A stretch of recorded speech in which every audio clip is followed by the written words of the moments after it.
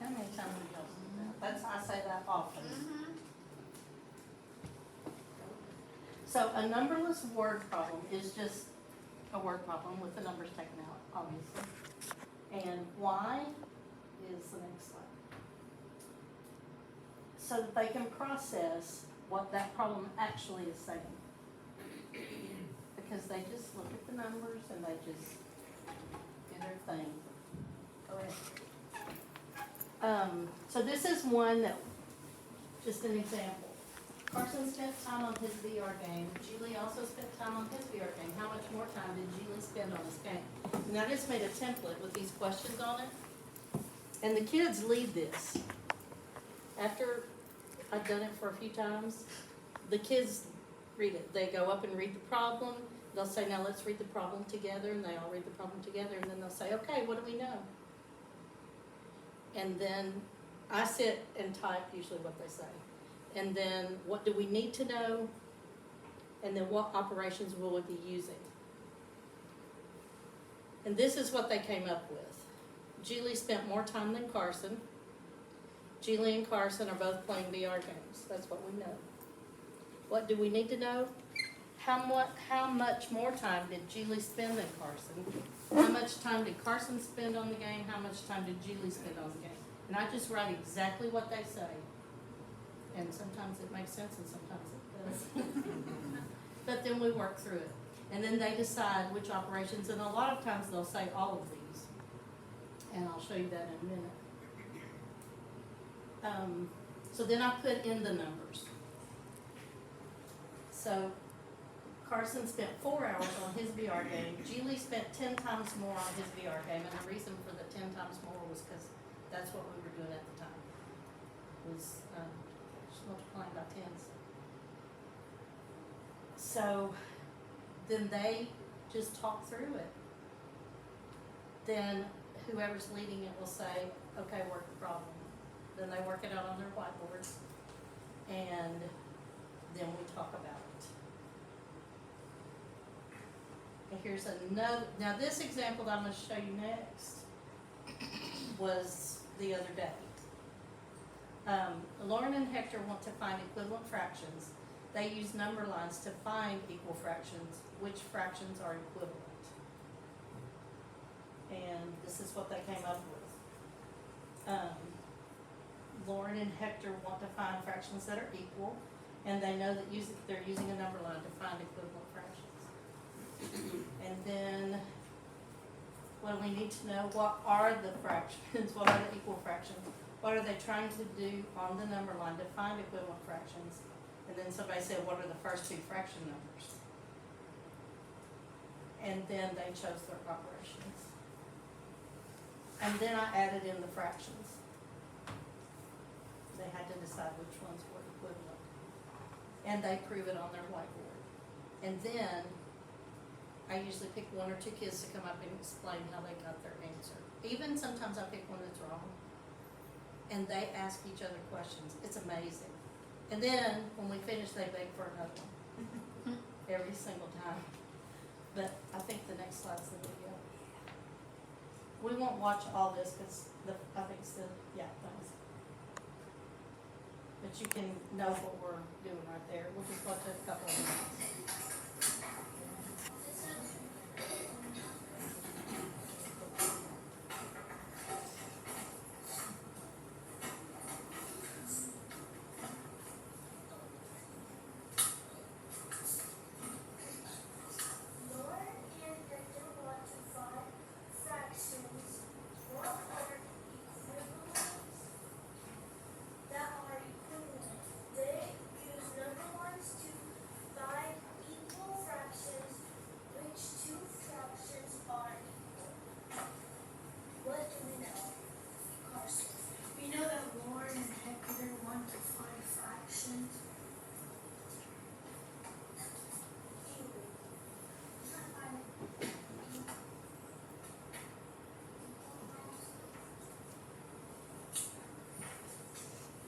Who has Verizon? You see him sitting there taking this? Yeah, I had you. Oh, what she say? What my baby say? Oh, yeah. Do I need to alarm? No, it's okay.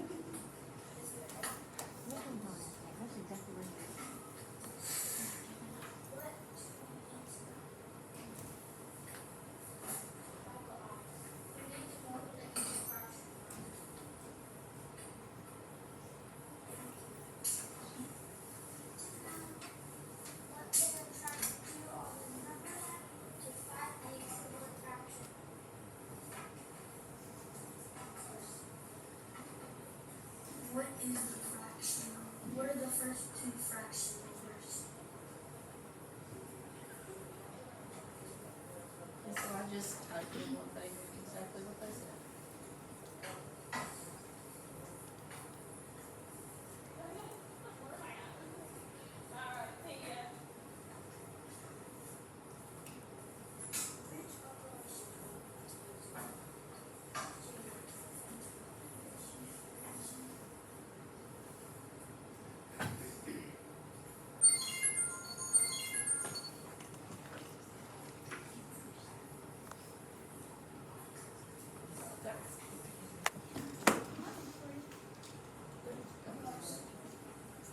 Multiplication.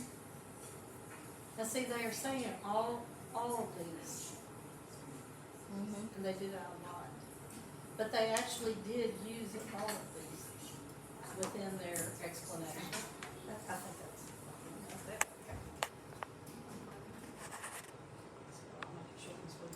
Next slide. That's another video of another person. Now this is one for you to think about. See if you can work it. Denver has some wheels in his Lego set. You'll have to type what they say.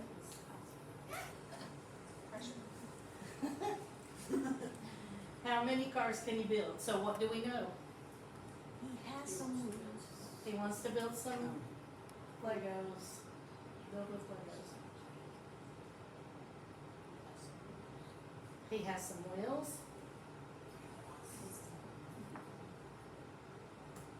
We need to know how many cars he can do.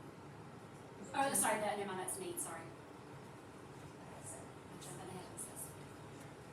I know, sorry. What was the other thing? Yes. He has wheels. Yes.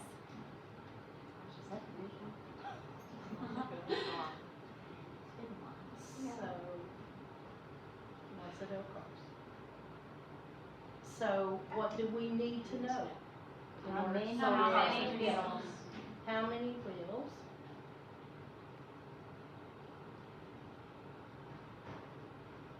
What else do we need to know? How many wheels belong on each car?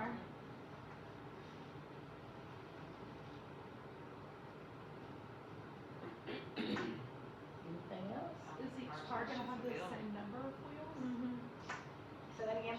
Is each car gonna have the same number of wheels?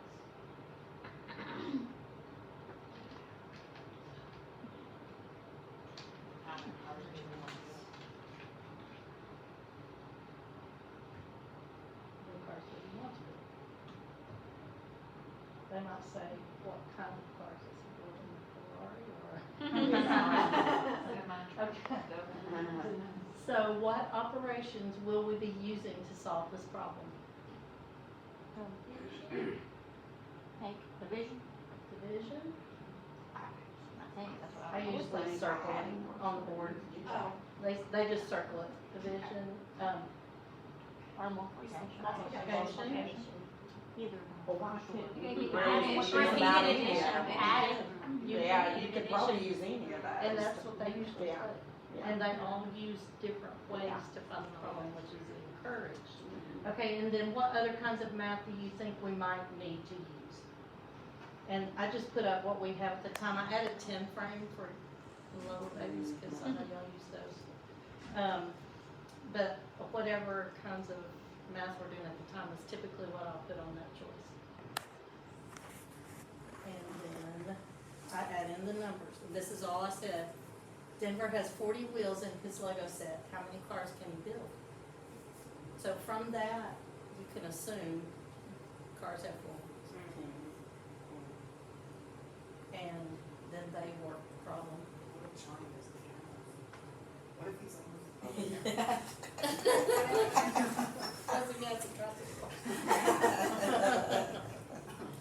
Okay, so then this one is just the steps to doing the problem. You just choose, a lot of times I use my solve and share. And try to, I do that a lot. So you read the problem, reread the problem, and most of the time, reread. Then I'll have them read it together. And then ask the 3 questions, show the problem again with the numbers, and then the students work the problem and then explain. So it's pretty simple. Don't want to go on this. This is a wonderful website. There are already made numberless word problems right there. So I can share this with you, I can, whatever you need. And these are sorted by level, right? Yes, These are ones that- there's K2, I think, and then 3, 5 maybe. It is a great website, and it explains, you can contact them, it's got all kinds of resources on there for this particular thing. My word problem scores started coming up as soon as I started doing this. And of course, I started real small, like I did with, the Lego problem.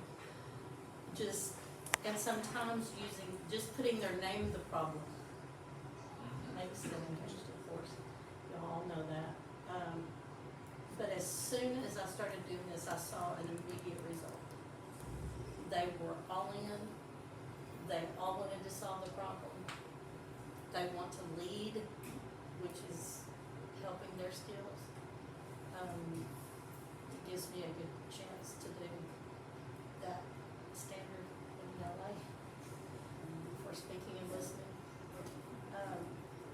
I really, really enjoy doing this. And I first heard about this from Brittany a couple of years ago. And I did it then, and then I kind of put it on the back burner because we had the but I brought it back, and it has been very successful. Now, yeah, after you try it, just reflect. The first couple times I did it, I was like, this is stupid. I'm not doing this. But every group is different. Last year's class wasn't so in as this class is. But I just have to tweak it and make sure. And a lot of times I'll be reading the problem and think, why did I write that? No, that doesn't make sense. But even if it's a disaster, everybody learns. And if you need help, I'll be glad to help you. If you want to come watch me one day do it, you're welcome to come in. Also, she's the expert up there. She is.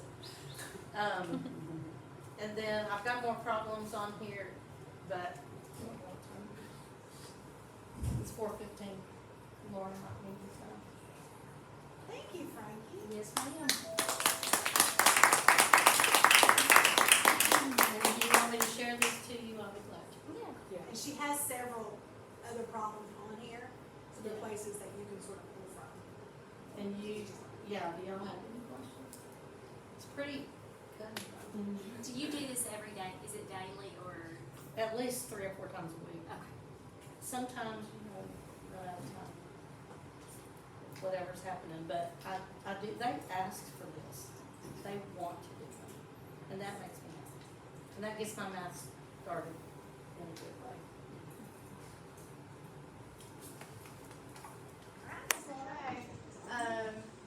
I bet you guys have awesome ways that you incorporate talking in your classroom. This is just what I do and what I was asked to share about. So these are strategies for partner work and student questioning. The why is to improve math and communication skills. When I do it after kids have independently completed math problems, before the teacher has gone over the answers with their class. Where, somewhere that students can sit face to face next to each other, crisscross applesauce, and we do one talk every day. It just depends on how much time that we have. It really helps get all the jitters out, but in a productive way. Alright, so the first one we're going to talk about is listen and compare. It's about 4 minutes long. So what happens is the kids will sit on the carpet, crisscross applesauce facing each other. The first student is going to talk about how they solved their work and how they know they're correct. Students' job, two's job is just to listen to what student one is saying to them. And then the students switch roles. And then after they're done, they are required in my classroom to talk about a question that they have about each other's math, and then they compare and find one way that's the same and one way that's different. And so this is, I was not prepared, like Miss Frankie, and didn't, have the whole class. We did a fun little, you four come with me, we're gonna talk about our math real fast. So it gets a little awkward because they're like, what am I supposed to be doing? But stick with them. So this is just the listen and compare.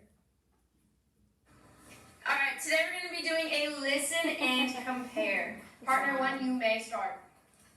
I started out with 532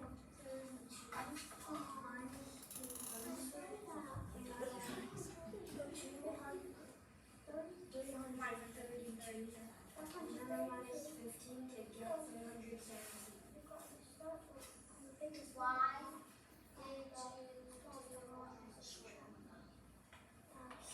so it's easier minus 100. Okay, why do you think it's easier and how would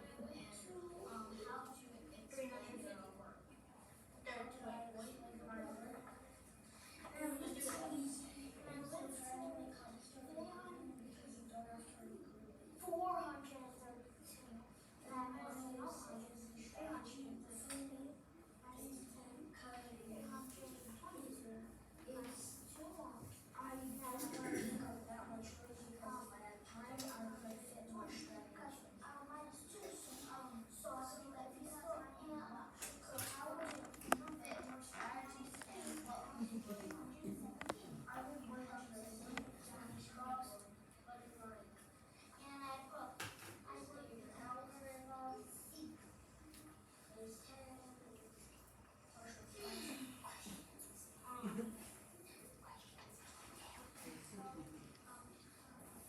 Alright, wrap up your conversation in 3, 2, 1. Okay, we're gonna switch roles because we were just listening. Okay, so partner 2, it's your turn to go. Okay, ready, set, go. And partner 1, what's your job on this one? It's to listen. Alright, ready, go. So what I did, I saw my eye, and I was drawing the blocks, and then I put some lines, you can't take away, and then you can't take away 532 from 250. But I didn't know, but the biggest strategy, I took away the number, I took away 200 from 500, and then we left 33, and then I took away my 10, my 1, and then I took away another one to get my 1, so now I have 110 left, and I have 6 ones left, and then I have 6 ones, and just there, and then the 300, and 17.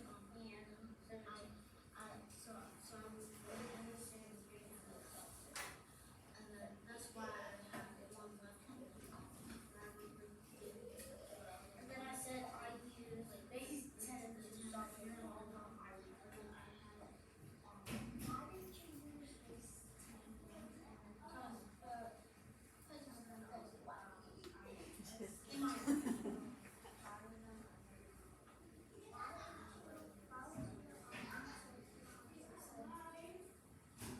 Why did you cover that?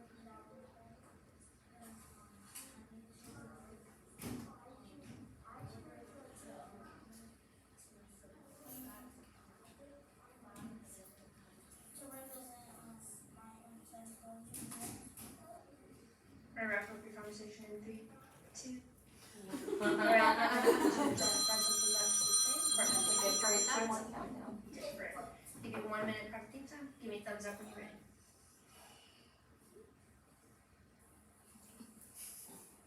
Come on, Brain engaged.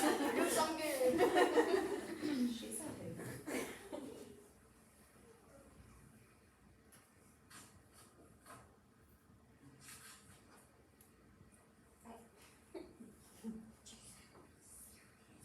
Alright, ready?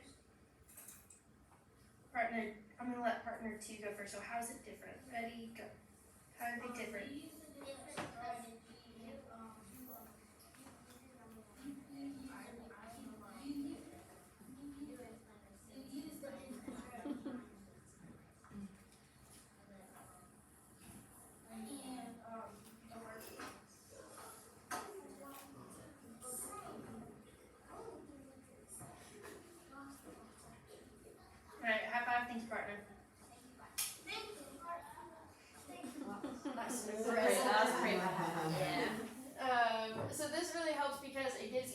opportunity to feel like an expert in something. They did something well there, and then most of the time after this, I'll make them compliment or say something good about the other kid did. So it makes them feel really good and they want to talk about their math then. So that's the listen and compare. That's kind of the base of all of them. Then we just add a few more components into all of them. So the next one is the revoice and compare. This one's about 6 minutes long, and I like to use it because in my class, because my kids are really, really chatty this year. And so it adds on another component of we're going to sit, listen to our partner, and then you have to listen well enough where you have to revoice everything that they said. So they respond with a I heard you say, and they have to say what their partner said and nothing about their own word, which is really tricky to start with, but it really makes them listen to what other people say. So it also makes them good listeners. And this one is, like I said, it's my favorite. They love this one the most. And so there's that. It's pretty much the same. We won't listen to all of it, just where they revoice in the video, and then it can be done because everything else about it is the exact same as the one we just did before. Okay, we are going to be working with a revoice and compare. Partner 1, you may start. Act normal.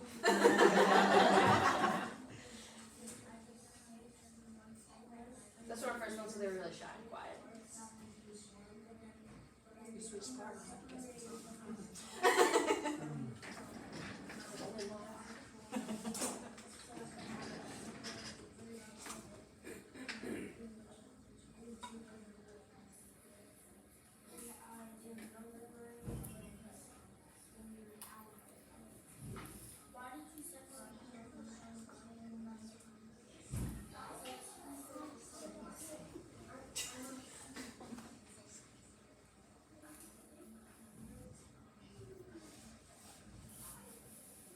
I'll wrap up in 3, 2, 1.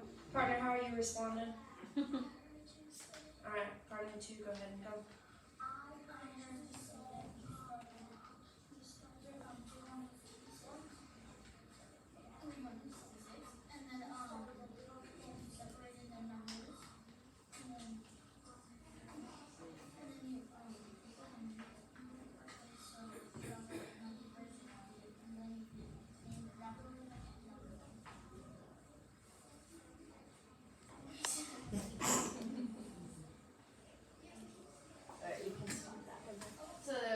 We are going to be working with, so that's the same except for just the revoicing part.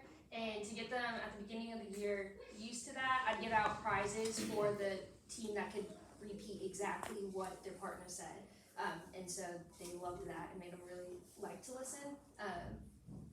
And then the most complicated, which I have done exactly once this year because my kids are too young for it, but I think older grades, like 3rd through 5th would go really well, is an interpret and compare.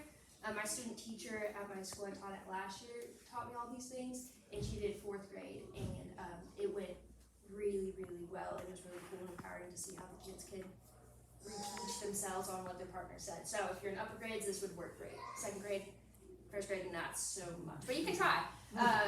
So same thing, student 1's going to talk about their math, student 2's going to listen, and then they have to interpret and reteach what student 1 did. Which is really tricky because it's still not what your work, but how did they do it and how did they come to the conclusion that they came to. So that one, it's hard for them to do. And then they compare what they did the same and what they did differently. And that one takes longer because they have to interpret it and figure out a different way to say it without, and I don't let them repeat what their partner said, and so it's tricky, but I think it'd be really good for older grades. So that takes about 15 minutes, and we just don't have enough time either in our current curriculum. So students asking math questions and how I got them to start asking questions when they're done with their math is their job is once they start to finish is to the partner who's listening, their job is to ask good math questions. And so why did you, the question I have is, or for my higher kids, does that always work what you're doing? Or how did you reach that answer? And why did you decide to use this method? So those are the ones that I require them, and I just have a poster on right by my TV of questions that they have to ask, and then if they have time, they ask more than one. So it gets them, even at the beginning of the year, they had no idea what they were saying, but they would still ask questions anyway, and now they can actually start to ask good math questions and kind of interpret them. And then developing mathematical thinking with effective questioning. Like I said, I stole this from somebody else, so these are these are questions that I ask every day to help students reason mathematically. So once they're done, they're walking around. Is that true for all cases? And if so, explain it. Does this work for another set of numbers? Can you think of a counterexample? How could you prove that? And what assumptions are you making? And so I try to use the bigger words with even my younger kids because it'll get them in the habit of hearing it when they get to higher grades. So that's that. And then helping students become more independent mathematically. So why do you think that's true? Does this make sense? Can you make a model to show that? Even questions that don't require a model, I always make my kids model it anyway because it's a good habit to get in.